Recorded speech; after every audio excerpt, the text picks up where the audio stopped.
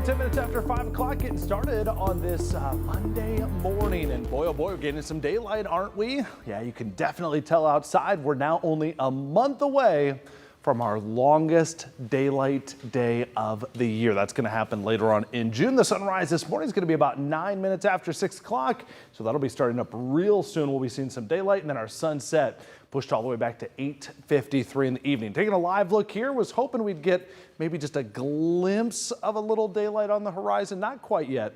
Still just a little too far away, but probably within the next 10 minutes or so, we'll start seeing just a little bit of illumination here. 50 is the current temperature in Toledo. We've got a calm wind, and today promises to be another warm afternoon, probably getting up close to 80 degrees for today. Radar, satellite, perfectly clear, not just locally, but all across the vast majority of the eastern half of the country. We've got some very mild weather ahead today, tomorrow, and then things get a little tricky by Wednesday. A cold front's going to bring some changes in here for a couple of days with some cooler air. First, let's look at our warm-up, our hour-by-hour forecast here as temperatures go up into the mid-70s for a temperature here around lunchtime.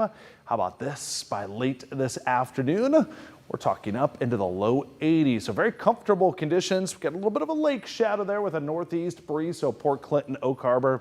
You guys know the drill this time of the year, right? Hour-by-hour forecast tomorrow, nice and mild. Highs will probably get a couple of degrees warmer tomorrow.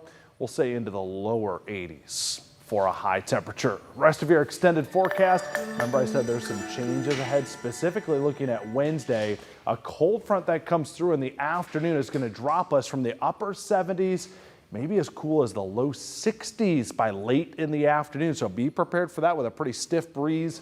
Cooler conditions likely on Thursday as well. So if you're wondering those changes I was talking about this week, it's Wednesday afternoon into Thursday where those temperatures will take a bit of a dip and then turn around nicely for our Memorial Day weekend, jumping back up into the 70s, the 80s, and look at that heat still expected to build on in as we end Memorial Day and head into next week where we should see them rebound into the mid to upper 80s.